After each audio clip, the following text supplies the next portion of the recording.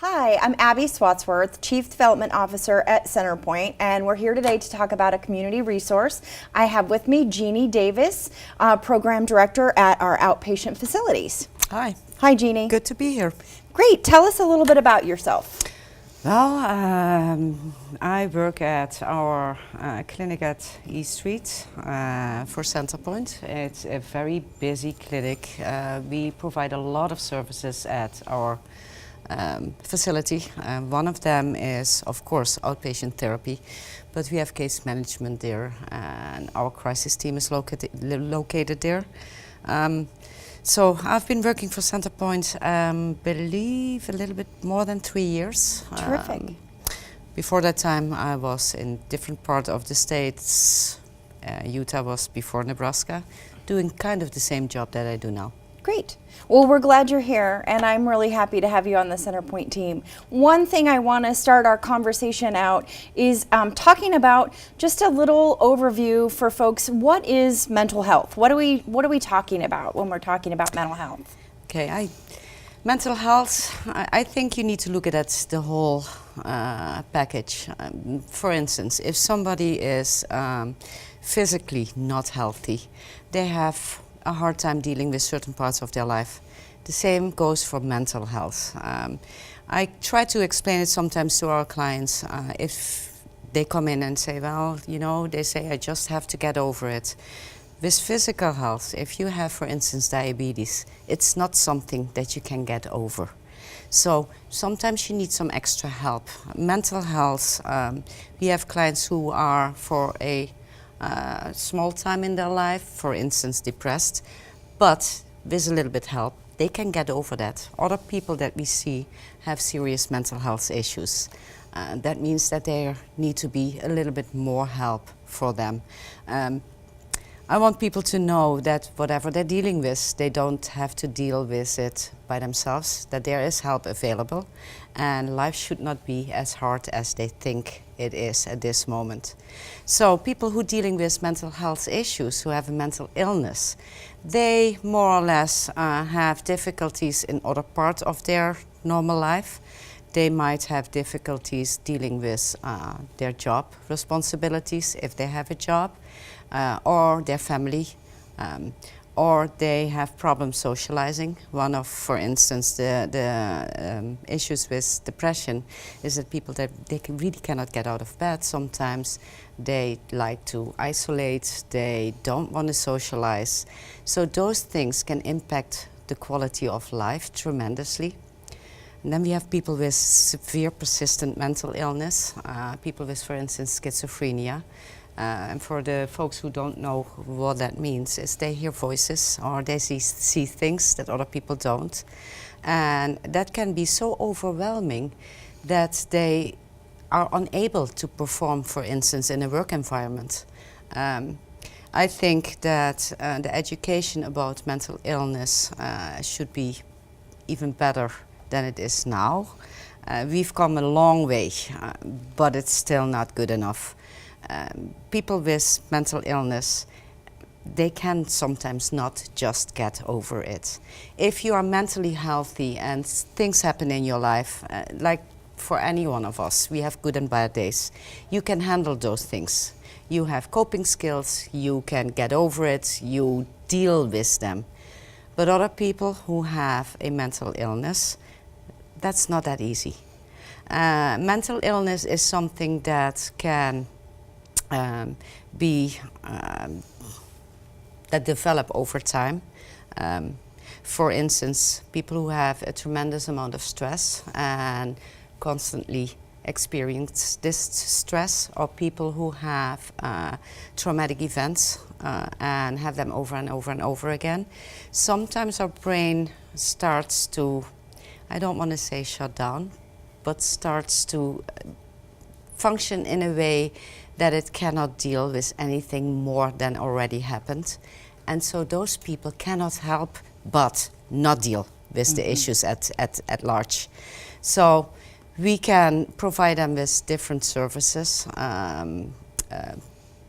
Of course, therapy. but also there is management. Some of the mental illnesses are well treated with a combination of medication and therapy to help them develop coping skills to handle the stress situations in their life. I want to say, because I know that there's a lot of people out there that are not diagnosed with mental illness. In the United States, every 5 people develop some form of mental illness in their life. That doesn't mean a severe persistent mental illness. Right. But there are periods in their life, for instance, because of a divorce or loss of job or any of those things that can happen. They dip into a depression, which over time can lift again. Most mental illnesses develop before the age of 24. That is about 75%. So I think if there are families out there who have family members who they know that their behavior changed, that they start to isolate, that they do all kinds of things they didn't do when they were mentally healthy, or start not to do the things that they used to do, for instance, their hobbies. Those families should really talk to, first of all, the person affected. Second of all, they can seek some advice from professionals. Terrific. So you talk about 1 in 5 people can develop a mental health issue at any time in their life, and a lot of times what happens is that people will experience a crisis. So that's why we're sort of talking about the crisis line today as a resource. So in a really brief nutshell, what sorts of things, what constitutes a crisis that someone might call the line? Well, that is a very difficult question to answer. In that sense, crisis is different for everyone. What is a crisis for you might not be a crisis for me. So we have people that come in who experience something in their life that makes it that they cannot handle what is going on. And that might be even they cannot pay their rent for a month. That might be a crisis for someone. Other people that come in have a lot more than that. So anything is a crisis if the person that experienced the crisis cannot handle, has not the coping skills to handle what is going on at that point. That's a great description because it really can happen to anyone. To anyone. Anyone can experience that. So tell us a little about how the crisis line operates. How is it staffed? So we have at East Streets, we have 3 full-time crisis therapists. What that means is they are there during business hours. Our business hours are 8 till 5. Anyone who experiences any kind of crisis can walk into the building and can see a crisis therapist free of charge to talk about what is the issue at hand. There is a difference between crisis therapy and normal therapy. Crisis therapy is not psychotherapy. Crisis therapy deals with how a person handles a crisis or an event that is at that point in their life important. It will not do anything but that. So it will de-escalate whatever is going on. We will provide resources if that is appropriate. We provide support, of course. That is one part of the crisis services that we provide. We also have a team of contractors. They are trained and they come and on a regular basis they come to have extra training. They man our crisis phone 24/7. During the day our crisis therapist in the building will pick up the phone.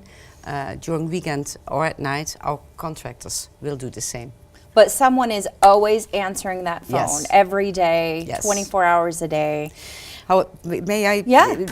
Just for a second, for people who ever call the crisis line and get a recording, that is not because we do not pick up the phone.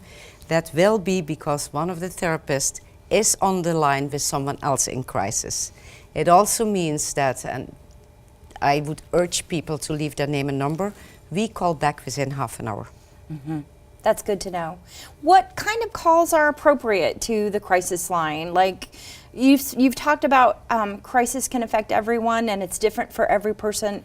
Is there guidance if you can sort of tell people, I want people to understand or have permission to call and use that resource? They don't need permission to call.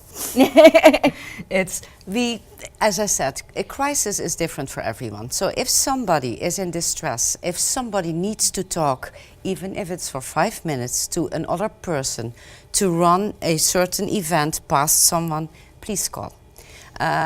Of course, our crisis line is not appropriate if you want information about openings times of CenterPointe or to talk to your caseworker at CenterPointe.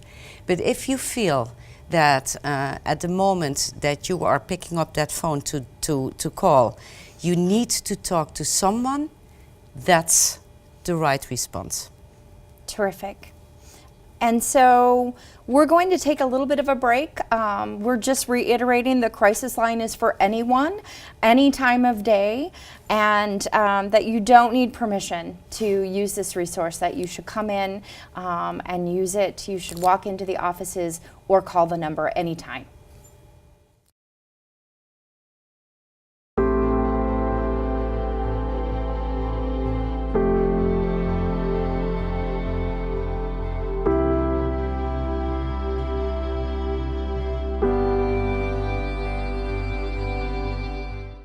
Thanks for coming back. We are talking with Jeannie Davis at CenterPointe about the crisis services available in our community. Jeannie, is the crisis line appropriate for substance use issues, for addiction issues? Oh, absolutely.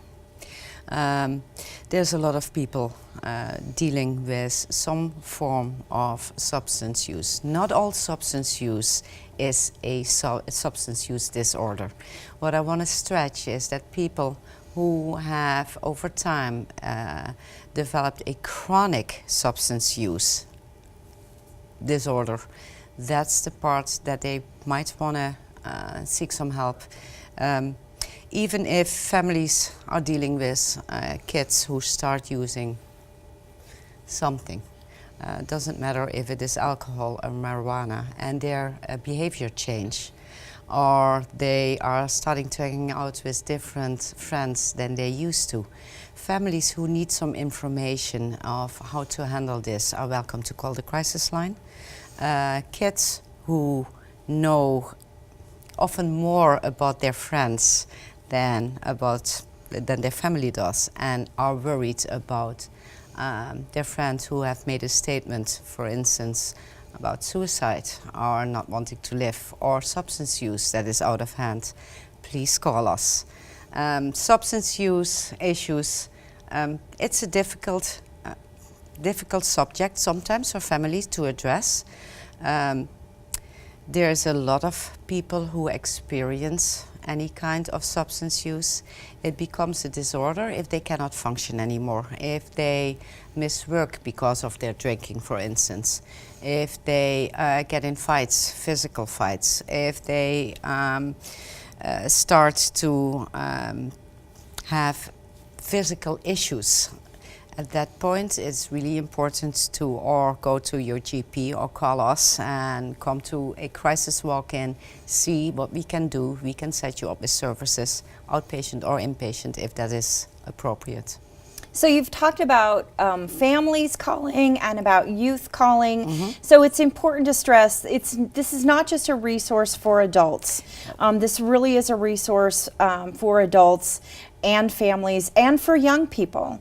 So Absolutely. anyone, you don't have to be a grown-up to call this line. If you're a young person struggling with a mental health or substance issue, we want to hear from you. We would like you to call. Oh, absolutely. And recently we have been in collaboration with a lot of different agencies here in the city. We can provide resources for young people, for families. Give us a call and we can explain what we can and cannot do. Young kids, if they want to call, absolutely. If they can't want to walk in, absolutely. Our catch area is Lancaster County. However, we take calls from everywhere. In instances where you take a call from somebody living in the county, like not in Lincoln, are you able to help them find resources? Oh, absolutely. Of course, most resources we know of are concentrated here in Lincoln, but we will do anything we can to give you some resources in your neighborhood. That might mean that we have to call you back because we, of course, we have to do some research for that. But we will find you a place where you can go if you need help. If someone calls the crisis line, are there things that are sort of standard in every call? What could a caller expect if they called? Well, first of all, we would like to have their name and their phone number. It doesn't mean that it is mandatory, but we would like a phone number, so if we need to call back, we can. We will ask if you are in danger, which means danger to self or others. Do you have suicidal thoughts or homicidal thoughts? We will ask, of course, if you are using anything, if you're using at that moment, because especially if you're taking medication, that can be an extra layer of dangerousness. We will ask if you have services elsewhere. If not, we can give you the resources to find services. We will help you de-escalate whatever is going on at that moment. Our staff is well trained to do some short interventions and help you with coping skills. We will also ask if you are, if you think it's helpful if we give you a call back the day after or 2 days after to make sure that you're doing okay. Oh, I didn't know that was a service. Yes, we that's do. wonderful. That's wonderful. So people should expect to answer some questions and then to have a period of talking and de-escalation with the trained staff online. Is there anything about the crisis line or the other crisis services that you would like people to know about? Well, one other thing is that we have been talking and working together with, as I said, with different agencies. One of our partners is LPD. We are going, actually we started already. If LPD is called to, for instance, a house where the family has called and said, well, one of our kids is out of control, LPD will go there. LPD might call us and we go out to assess dangerousness, to make sure that our kids are safe too. Great, great. That is an awesome service. I wish the whole community knew about the resource line. That is why we're filming today and telling the community about the resource and how to access it. You've seen at the beginning of the show and again at the middle our PSA that lists the phone number, but it never hurts to give it again. It is 402-475-6695. There is also some information online at Crisis Talk, CRISISTALK.org, where you can see an informational video and also see the phone number listed again. I really appreciate you watching today. Please know that if you have questions about the crisis line or other services, again, you can walk in at our E Street location, which is 1000 South 13th Street, for those crisis walk-in services also during business hours. Jeannie, I really appreciate you talking with me today and sharing this resource with our community. I think it is so vital that we're doing this work and that we're saving lives. Thank you. It was my pleasure.